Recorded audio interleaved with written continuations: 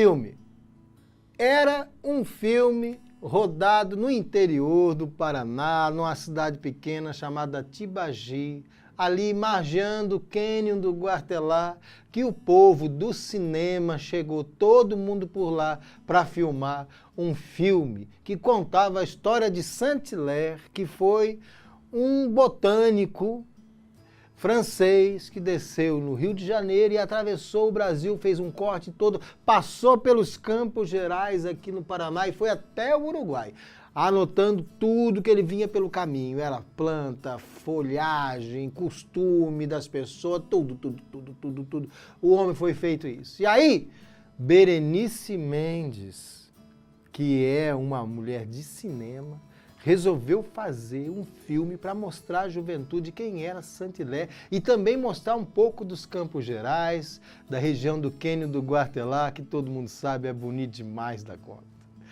Todo mundo foi até lá para fazer esse filme e havia um caboclo no meio dessa turma toda, que foi convidado para fazer o papel do motorista. É isso mesmo. Um ator que foi lá para fazer o papel do motorista. E esse caboclo, ele ouviu esse convite, ele balançou a cabeça, sim, vou lá. Mas o senhor vai fazer o papel do motorista. Sim, faço o papel do motorista comigo, motorista, né? Então vai. Foi. Quando chegou lá, ele se deu conta dele que ele tinha que dirigir um carro. Mas acontece que ele nunca tinha dirigido um carro. Ele não sabia dirigir. E aí estava todo mundo pronto para filmar e o motorista não é motorista. O motorista não sabe dirigir. Vai vendo o que aconteceu na vida desse ator que teve que se desdobrar para depois conseguir fazer esse filme fazendo o papel do motorista. Como era uma cidade pequena, o povo podia amarrar esse carro, puxar o carro, e lá está o ator, o artista do cinema, andando com o carro, fingindo ser um motorista sem nem nunca ter dirigido. E a gente tem a sorte de ter esse homem aqui para bater um papo com ele. O caos é o seguinte, recebe o grande ator Ronald, que está aqui na minha frente. Aí, Ronald. Aí, Richard, é uma história inusitada. Rapaz, hein, Ronald? Que foi que aconteceu, Ronald? Pois então, me chamaram para fazer esse teste lá, e aí eu falei assim, é papel do motorista. Tá. Eu falei, bom, legal, né? Mas eu não pensei que tivesse que dirigir, fosse um papel só, ou motorista. Tá. Né? Para mim, tudo bem, vou fazer o papel do motorista. Mas não sabia que tinha que dirigir. E fui. Mas peraí.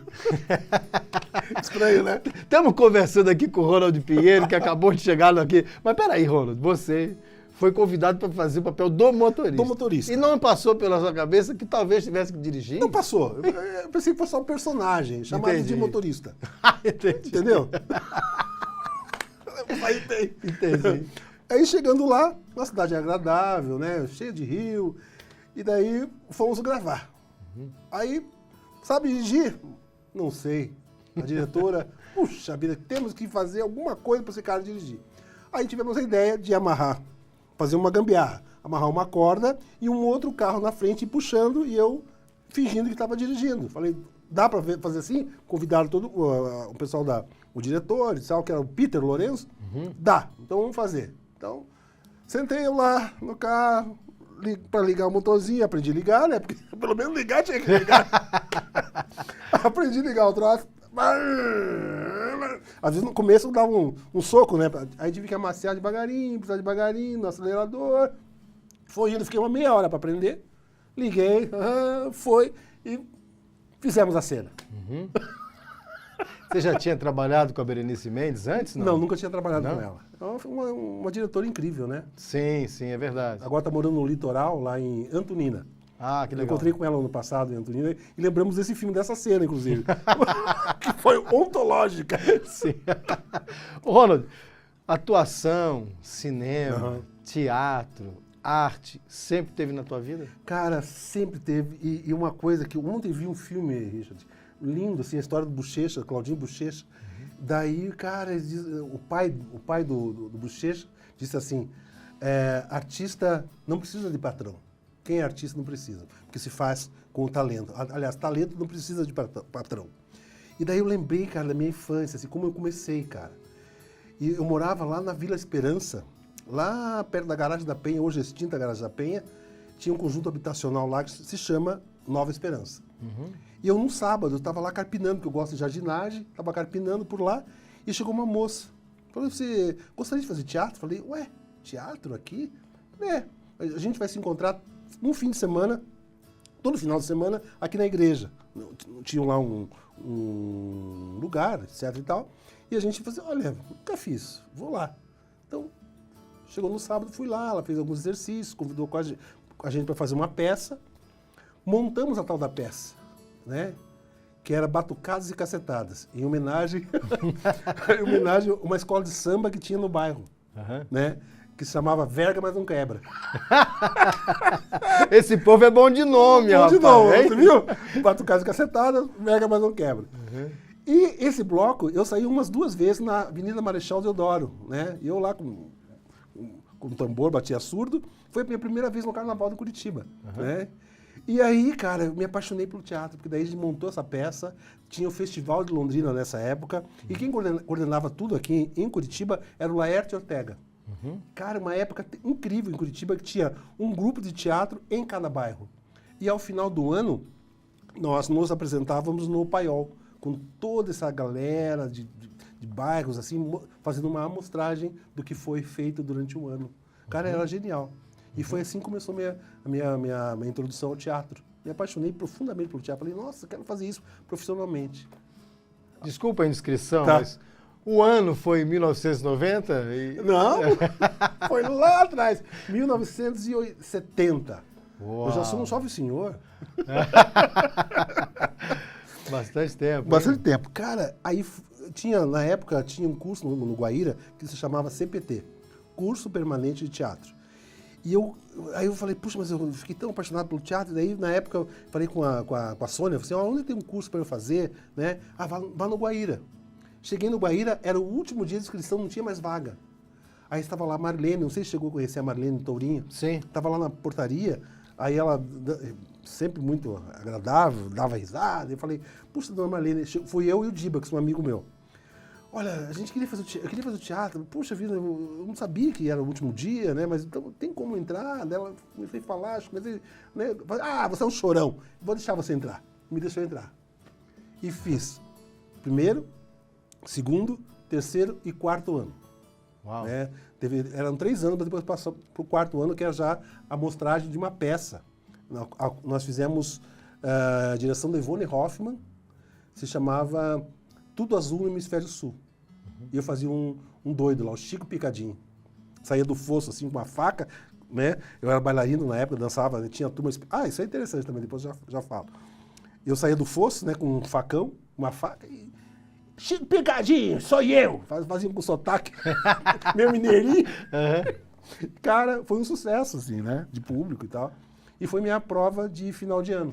Quer dizer, de encerramento do ano letivo para me tornar ator. Ali no Centro Cultural Teatro Guaíra, no centro de Curitiba, no teatro que é o teatro conhecido e tal. Você considera a tua formação? A minha formação, tempo? sim, porque lá nós fazíamos, além de fazer todas as peças, tínhamos aulas de esgrima, tínhamos aula de interpretação, preparação vocal, que mais? Toda essa questão metodológica do teatro, né, história geral do teatro, né, que o Enio Gonçalves que dava, a interpretação, era focado muito na interpretação do ator, né, expressão corporal, né, então ali, e tinha juntamente no Guaíra, tinha uma turma especial para rapazes dançar balé.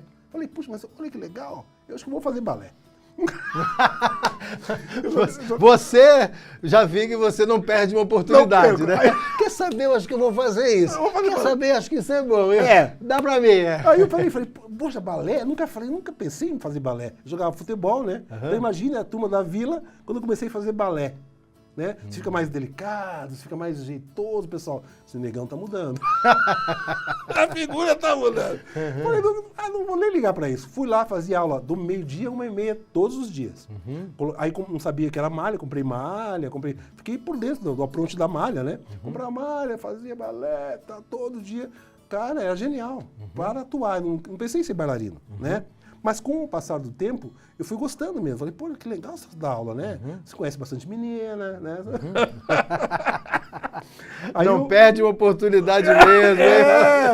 Eu nunca tinha namorado. Uhum. Aí comecei a namorar as meninas. Namorei uma menina linda. Né? Puxa vida, que saudade daquilo.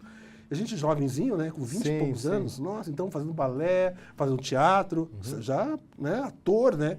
Aí os diretores... Que interessante poder chegar a algo assim na sua vida, você tão jovem assim, né? De poder ter uma formação em algo, foi lindo, aprender cara. tudo sobre, né? A indumentária do que é essa... Porque muita gente acha que teatro é só uma bagunça, né? E que qualquer um faz. Mas não é verdade, não, né? Não é, cara. Existe toda uma técnica e é muito difícil, é complexo de se fazer, né? Cara. Dificílimo. E ao mesmo tempo você internalizar toda aquela vida que vem pra você e com certeza eu acredito que fica alguma coisa pra você também daquela persona. Então você aprende com ele também, cara. Aprende, sofre e vislumbra que os gregos dizem, né? Carpe diem, aproveita a existência. Eu acho que a gente aproveita muito a existência, o ator. Porque você vive várias vidas numa vida só, né? Cara, eu fiquei deslumbrado com aquilo. E daí, ali no teatro tinha um Grêmio. Eu fundei lá com os amigos um Grêmio.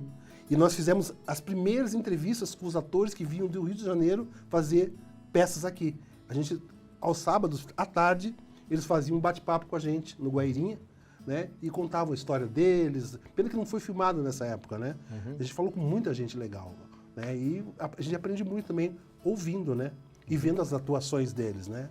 E vi cada espetáculo, todos os musicais eu via. Fiquei apaixonado por musical. Aliás, eu sou do rolê do musical. Gosto. Mas você foi fazer balé para atuação? Para atuação. E é assim até hoje? Até hoje. Eu continuo fazendo minhas aulas, faço minhas aulas na academia, vou para academia todo dia, né? Porque eu acho que o ator, não só ator, para a pessoa mesmo, né? Eu acho que tem que ter um approach corporal para melhorar a sua condição física, né? A alimentação, cuidar um pouquinho, obviamente, né?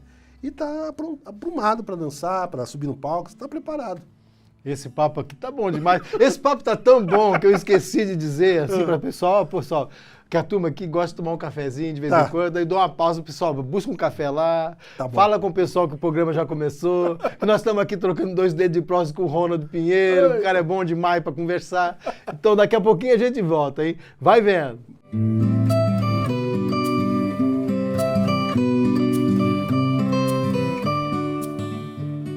Os lançamentos da Atlas chegaram para transformar a sua cozinha. Cozinha UTOP completa, cooktop UTOP, vidro temperado, queimadores mega e tripla chama. Chamas para mais potência na hora de cozinhar. Forno de embutir UTOP, acabamento moderno, timer de desligamento automático, vidro interno removível e acabamento limpa fácil.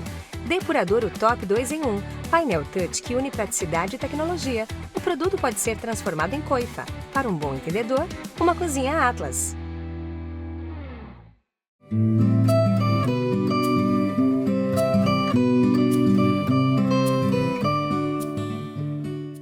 Oi, gente, tudo bem? Nós estamos batendo um papo aqui, 2 dedos de prosa, muito animado com esse cidadão que é uma figura. Estamos batendo papo com Ronald Pinheiro aqui no Caos. É o seguinte, Ronald, então quer dizer que você estava lá fazendo balé e tal, mais para sentido da atuação para melhorar, mas acabou virando bailarino também e tal. E a vida parece que é assim, né? Você foi aproveitando oportunidades. Com certeza, e fui me encaixando. Quanto tempo faz que você pratica? Quanto tempo você é profissional dessa área? Cara, uns 40 anos. 40 anos. Uma vida, né? Uma vida, praticamente. Uma vida, né? dedicada. Daí fazer aula de dança, dar aula, dei muita aula também. Em várias escolas de Curitiba. Fiz uma pós-graduação em dança de salão, dança 2 também, gosto muito. Acho que dança 2, assim, para o ser humano é fantástico. O ser humano todo devia se preparar corporalmente, mas a dança a música. Segundo os estudiosos, ela entra aqui no lóbulo central e faz com que todas as tuas moléculas polulem e você se torna um ser vibrante, um ser melhor. Acho que todo mundo devia fazer dança. Eu também salão acho. Também. E dança de salão, no sentido da simbiose que você encontra junto com o teu parceiro, nossa, assim, isso também cria um outro tipo de comunicação? Como é isso? Cara, existem vários estudos sobre isso. Um deles, olha que profundidade. Se você colocar a tua mão, a mão da pessoa no seu coração e você colocar a sua mão no coração da pessoa, depois de 1 minuto, os corações se batem da mesma forma, com o mesmo ritmo, com a mesma intensidade. Então, há uma conexão com a pessoa que você dança. É fantástico. O abraço, né, o carinho, o afeto, o homem, o cavalheiro, né, conduz a dama, né, para a dama poder dançar melhor. Na verdade, não é um exibicionismo nem dele e nem dela, mas é o approach dele para ela dançar melhor. E ele faz todo esse galanteio, né, que vem lá do século XVIII, Luís XV, né, que criou, criou não, nos bailes dele tinha que saber dançar. Quem pertencia à corte tinha que saber dançar. Se não soubesse, não pertenceria à corte. Olha que legal.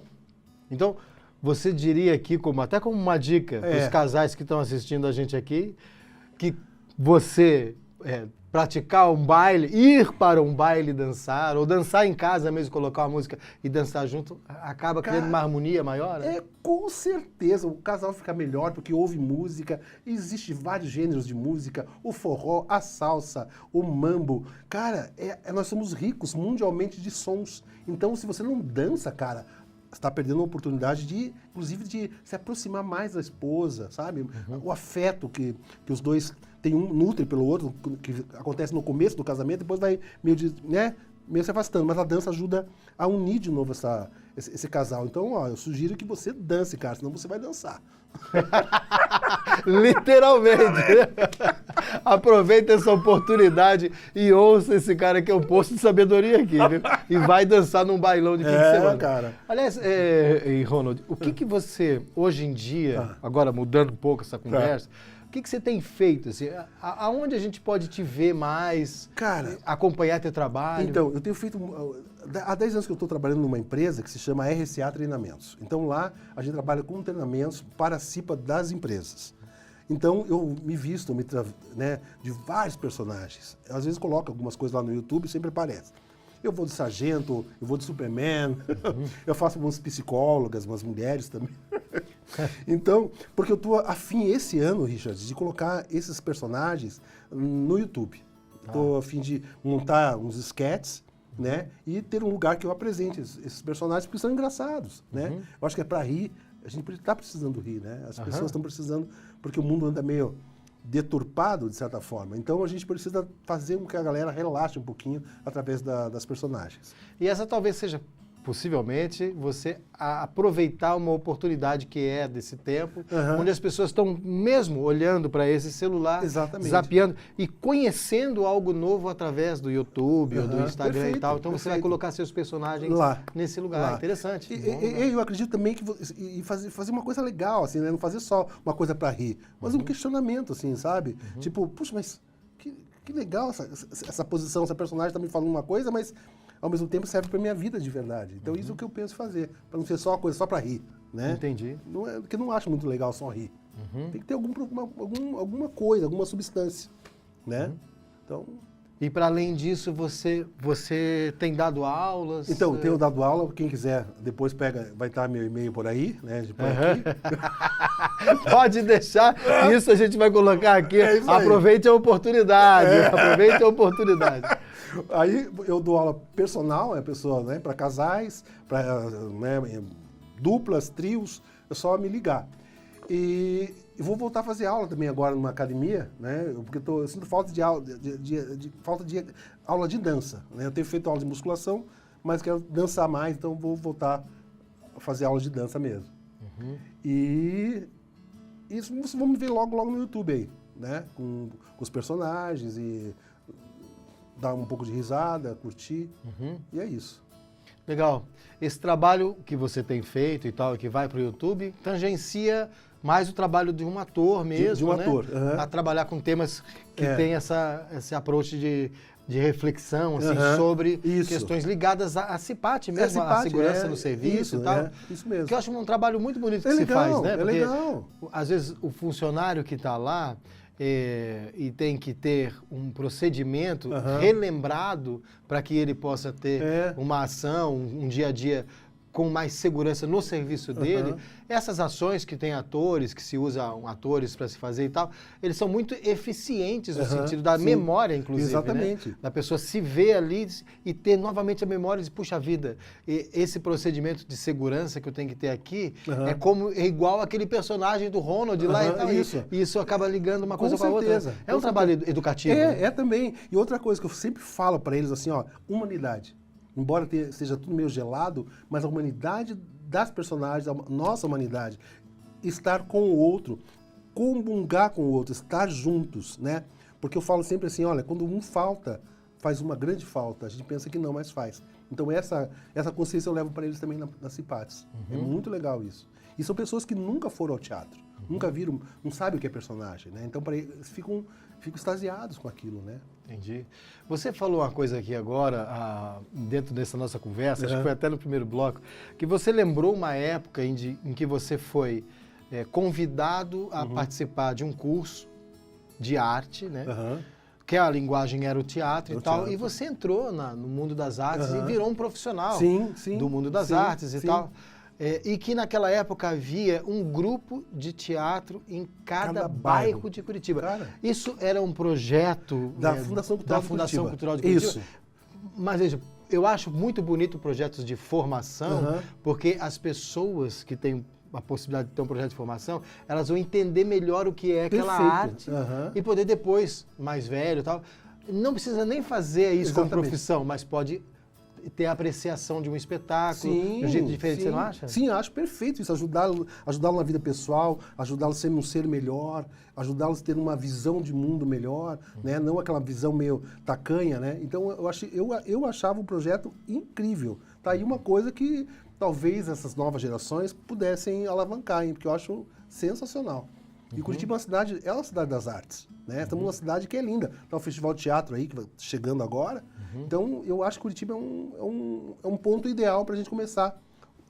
Se fala em revolução, mas a revolução é literária, né? A revolução hoje é literária. A revolução é fomentar conhecimento, né? Isso é lindo.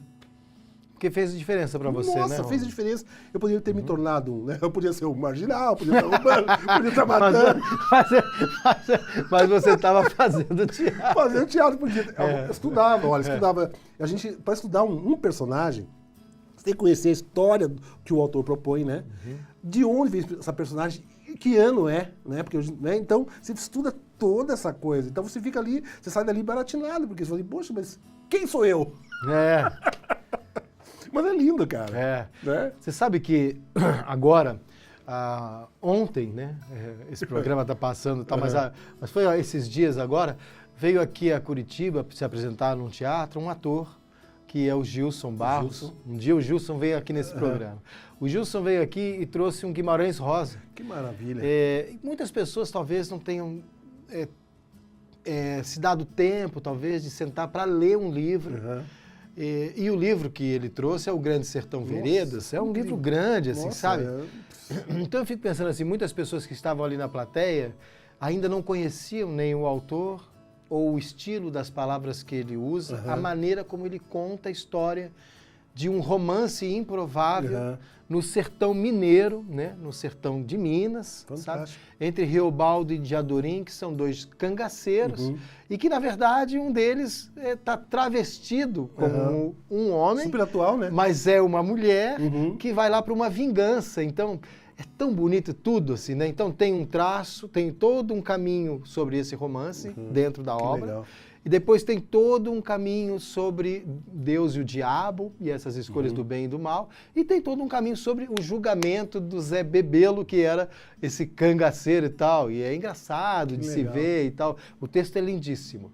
Esse ator trouxe pra gente, na interpretação dele, o texto na íntegra, sabe? Cara. De recortes. Eu falei 3 aqui, foram os 3 que ele usou em dias diferentes. Então, veja, ele, com a arte dele, traz às pessoas a possibilidade, como uma ponte, de embarcar dentro do universo do Guimarães Rosa, escritor e tal. Fantástico. E a pessoa talvez tenha saído daquele teatro com vontade de pegar o livro, como eu. Com certeza. Pegar o livro para ler aquele livro todo, sabe? Com certeza. E ele decifrou aquilo, as palavras e códigos para a gente.